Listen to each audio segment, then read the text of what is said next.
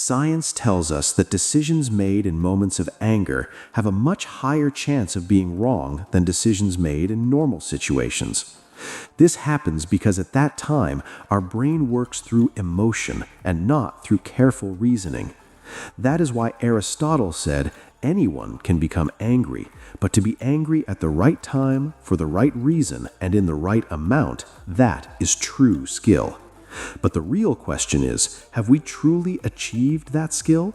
We often fail to realize how a single moment of anger can destroy relationships built over many years, or how one emotional decision can completely change the direction of an entire life.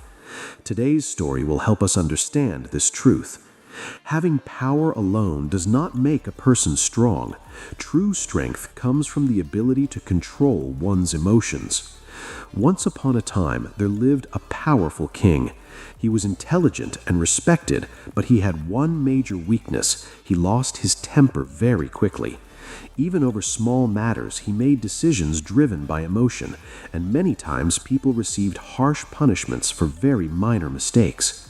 One day, the king's childhood teacher arrived in the kingdom. Years ago, this man had taught the king not only lessons from books, but also lessons about life. The teacher was invited to the royal palace for dinner. That evening, they sat together, eating and talking about old times. Suddenly, a fly fell into the king's soup. Seeing the fly, the king immediately became furious. He shouted angrily, "What is this? A fly in my soup? How can you be so careless?" The servant, trembling with fear, replied, "Your Majesty, there was no fly in the soup when it was served." But the king's anger did not calm down. Seeing the situation, the childhood teacher spoke gently, "Your Majesty, please think for a moment. The servant did not bring the fly. It must have fallen in later." The king replied irritably, "Teacher, you don't understand. Even small things like this ruin my mood." The teacher smiled softly and said, "Your Majesty, the fly did not destroy your peace. Your reaction did. One who cannot rule over his own emotions can never truly rule over anything else." These words made the king fall silent for a moment. Then the teacher continued, "Decisions made in anger or extreme joy are often wrong. Before making a decision, give yourself some time. Do not let emotions control you. You must control your emotions." The king said in a low voice, "But I try, yet I still cannot control my anger." The teacher replied, "Because you have never practiced control. Patience is also a habit. Just as physical strength requires exercise, controlling emotions also requires practice." These words left a deep impact on the king's mind. In the days that followed, he learned to pause before reacting. He realized that when the mind is calm, thoughts become clear, and clear thinking leads to better decisions. After some time, the king noticed that he was much calmer than before. Making decisions in court became easier, and people began to respect him more than they did earlier. Not only the kingdom, but his own life became more peaceful and happier. One day, the king went to his childhood teacher and said, "Your words have changed my life. Now I understand. True strength is not in anger, but in control." The teacher smiled kindly and said, "Your Majesty, you are not alone in this struggle. Many people cannot control their emotions and act under emotional pressure. What you have learned, share this message with others. Encourage them to practice calmness and patience so they too can live better lives." The teacher paused and then added, "It is very important to understand that anger, happiness, and sadness, these emotions come and go.